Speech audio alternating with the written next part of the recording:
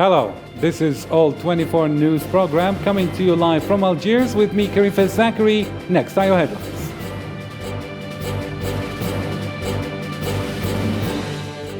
Russian troops have encircled the eastern Ukrainian city of Lysychansk, Ukraine's last major stronghold in the Luhansk region.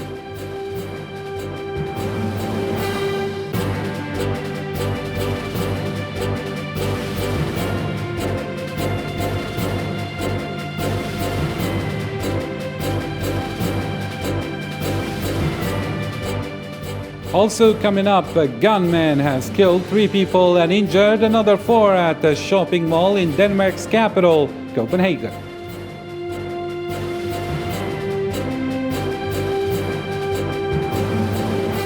Akron police chased and killed a black man who was unarmed and on foot in a hail of gunfire.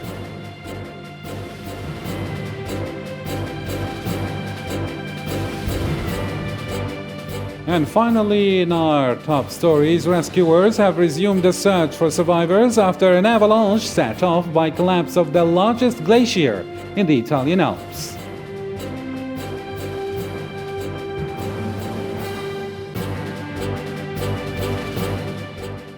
Hello again, you were following today's top stories, and in our news, Russian troops have encircled the eastern Ukrainian city of Lysychansk, Ukraine's last stronghold in the Luhansk region, a claim denied by Kiev that affirmed the fight continues. Hassan Burkan with more details. Russia claimed on Sunday that it had conquered Lysychansk and controlled the entire Luhansk region, a potentially key advance in the Battle of Donbass, while airstrikes left 6 people dead in Slovyansk, another city in eastern Ukraine where residents and soldiers are preparing for an imminent battle with the Russian forces. Today, what we have all longed for 8 long years has come to pass. Today, our troops, with the support of the Russian armed forces, liberated the city of Lysychansk, thus completing the liberation of the Republic of Luhansk within its historical boundaries.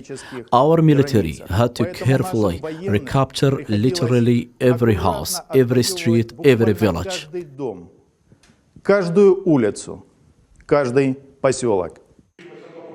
In turn, Ukrainian President Volodymyr Zelensky stated that it is impossible to say that Lysychansk is under Russian control, assuring that the fighting continues on the outskirts of the city. There are risks that Lugansk region will be completely occupied. There are risks, and we understand that. It's impossible to say that Lysychansk is under control. There are fights in the suburbs. Our task is to have better armament. The capture of Lysychansk, if confirmed by Kiev, would allow Moscow to progress in its plan to conquer all the Donbass, an industrial region in eastern Ukraine that is largely Russian-speaking and partially controlled by separatists since 2014, and to advance towards the cities of Slovyansk and Kramatorsk further west. Still with the Ukraine file, Ukraine's ambassador to Turkey said on Sunday on TV that Turkish customs authorities have detained a Russian cargo ship carrying grain which Ukraine says is stolen. Ukraine had previously asked Turkey to detain the Russian-flagged Zhivak Zholny cargo ship. Ukraine's ambassador to Turkey also said the ship's fate would be decided by a meeting of investigators on Monday, and that Ukraine was hoping for the confiscation of the grain. Hello, we have a full cooperation. The ship is currently standing on the entrance of the port. It has been detained by the customs authorities of Turkey. Tomorrow on Monday, the ship's fate will be decided by a meeting of investigators. Our inquiry has been passed by the General Prosecutor's Office and we expect the ship will be detained and its contents will be confiscated. Ukrainian President Volodymyr Zelensky said on Saturday that life in some parts of Ukraine is returning to normal, but also urged the populace not to forget the war is still raging on.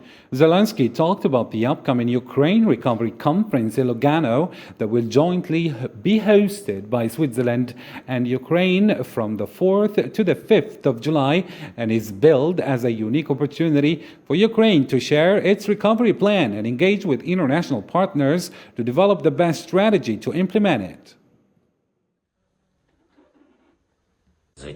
Of course, we have already begun to restore everyday life in the liberated communities and territories through our efforts. But implementing such a large-scale project throughout the country, providing new safety standards above all, and a new quality of life is possible only by attracting international opportunities.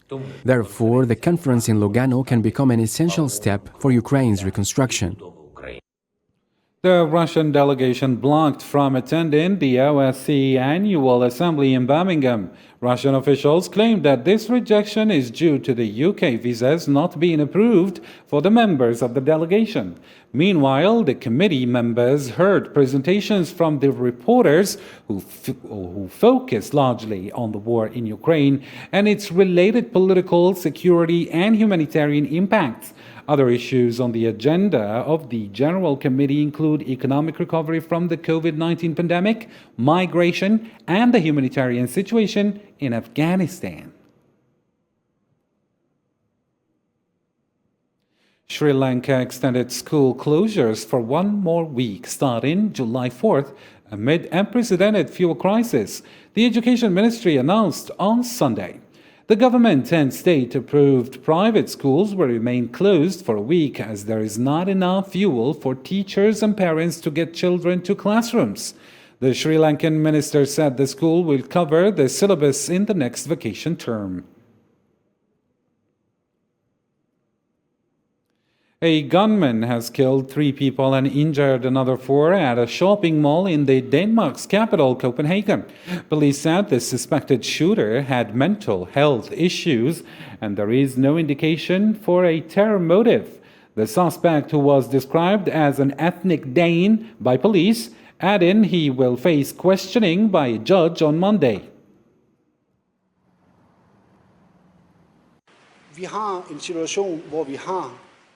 We have a situation where we have 3 dead. It's a man in his 40s and 2 young people. In addition, we have 3 injured. Other 3 are in critical condition. This is the situation we are in now. Akron police chased and killed a black man who was unarmed and on foot in a hail of gunfire as they believed he had shot at them earlier from a vehicle and feared he would fire again, according to authorities. Marwa Abul Iwar with more details. Demonstrators marched peacefully through Akron, Ohio on Sunday and gathered in front of the Akron Justice Center after Akron police released video of the shooting of Jayland Walker, who was killed June 27th in a pursuit that had started with an attempted traffic stop. The mayor called the shooting heartbreaking while asking for patience from the community. And I am urging all of our residents, please reserve your full judgment until the investigation is complete. And listen, you'll have to do one of the most difficult things that I can ever ask somebody to do, and that is to please be patient and let the Attorney General do their work. It's not clear how many shots were fired by the 8 officers involved. An attorney for Walker's family said officers kept firing even after he was on the ground. They want to turn him into a masked monster with a gun, and we knew that. But I want to thank the chief for one thing he said. At the time he was shot, more than 90 or 60 or whatever the unbelievable number will be, he was unarmed. Police said more than 60 wounds were found on Walker's body, but further investigation is needed to determine exactly how many rounds the officers fired and how many times Walker was hit. While BCI needs to confirm the number of times Mr. Walker was shot, the ME's report indicates over 60 wounds to Mr. Walker's body. However, they are still working to determine entrance and exit wounds and this investigation on their end will take time. The footage released by police ends with the officer's gunfire and doesn't show what happened next. A handgun, a loaded magazine, and an apparent wedding ring were found on the seat on the car. A case inconsistent with the weapon was later found in the area where officers believed the shot had come from the vehicle.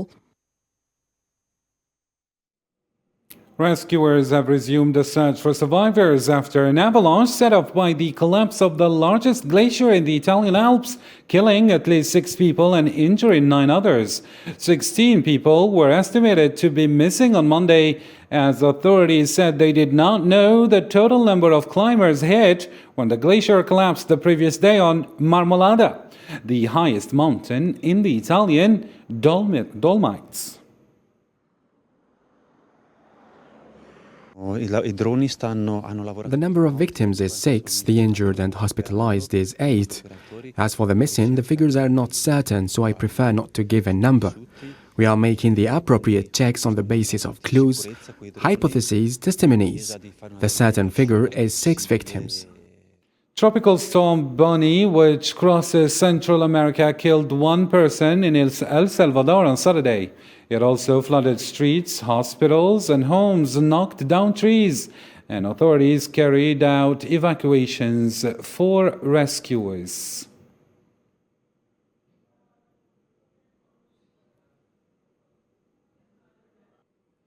Another stand, apparently there isn't the report, it's not ready, we'll get back to it in later. Another storm has darkened Iraqi skies and made it difficult for people to breathe, with a dozen storms since mid-April. Many times airports have had to suspend their flights due to reduced visibility. On Sunday, Baghdad International Airport interrupted its operations for several hours, and more than 500 people have gone to hospitals across the country to treat their respiratory problems, the Ministry of Health announced on Monday, the day after this dust wave.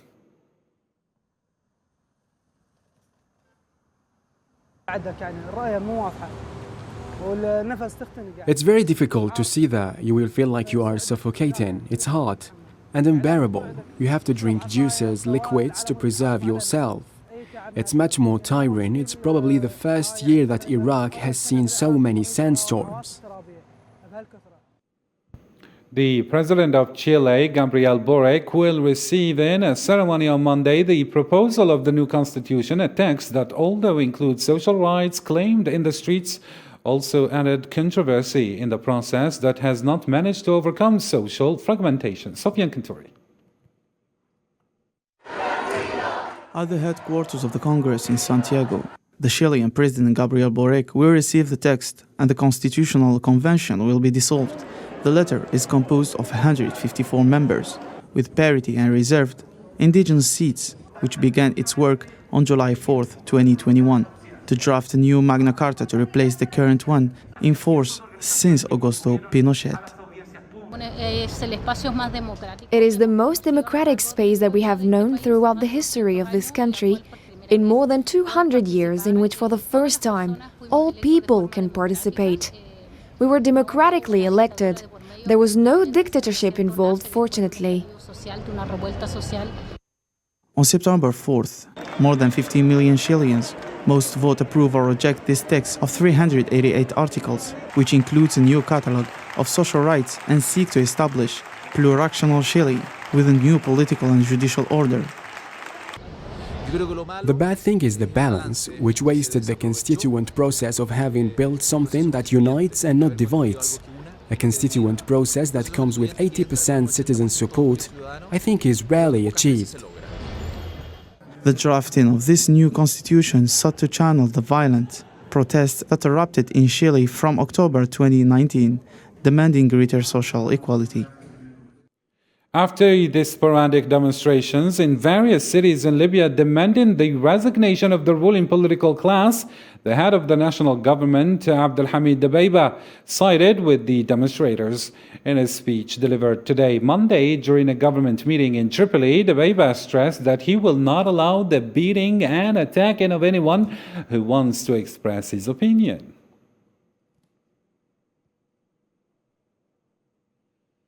Back to Algeria, the President of the Republic, Abdelmadjid Tebboune, supervised today the annual ceremony to award ranks to the National People's Army. The President of the Republic was received in the lobby of the People's Palace by the Chief of Staff of the People's National Army, Lieutenant General Saïd Chengriha, and the Commander of the Republican Guard, Lieutenant General Ali Ben Ali.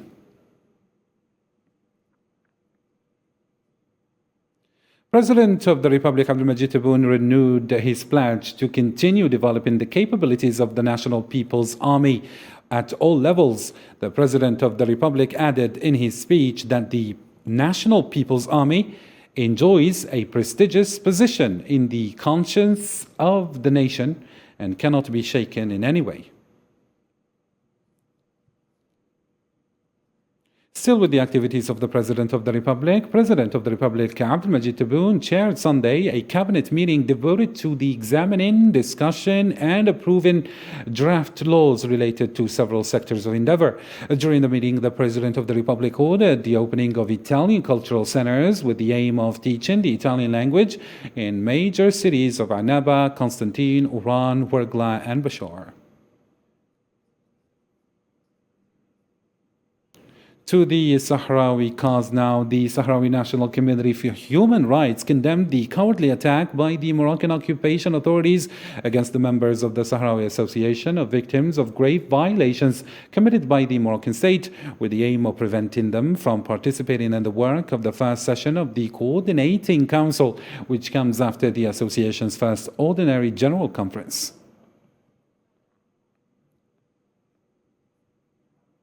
West African leaders lifted on Sunday in Ghana's capital, Accra, the trade and financial sanctions that were imposed on Mali in January 2022 and caused a serious political and security crisis. Zahra Farjani. Leaders from the Economic Community of West African States agreed to lift economic and financial sanctions imposed on Mali after its military rulers proposed a 24-month transition to democracy and published a new electoral law.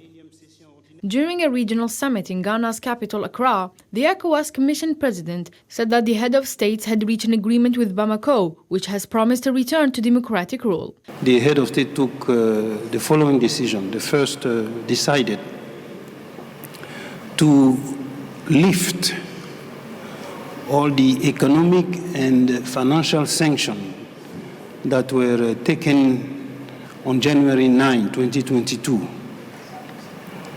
That means essentially the closure of the border and the freeze of the financial asset. So those sanctions are lifted. President of the ECOWAS Commission stated that the heads of state decided to maintain individual sanctions on Mali after the military government said it would not organize democratic elections the following month as initially planned.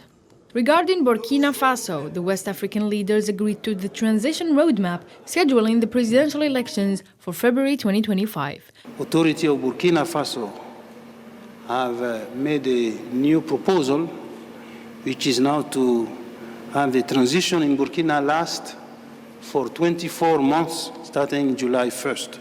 The head of state now took the following decision.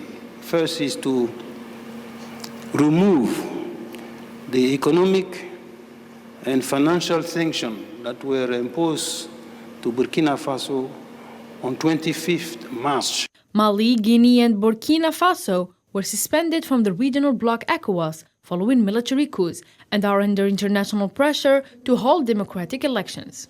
With the lifting of the sanctions, borders with Mali will reopen and ECOWAS diplomats are set to return to Bamako to engage with the military leaders. So, as I was saying earlier, thousands of Sydney citizens were called to evacuate their homes on Monday in the third day of torrential rains as swollen rivers submerged strips of land and torrents of water escaped from the main dam in the most major metropolis of Australia.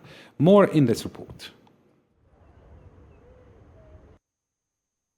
While several countries around the world are witnessing major heat waves, such as the case of Italy in Europe where drought is hitting farmers, and Japan in Asia where sweltering heat forces people to switch off light to save power, in Australia properties and roads are inundated by flood water after heavy rain hit Sydney. Thousands of people have been ordered to evacuate following warnings of flash floods and landslides amid heavy torrential rain.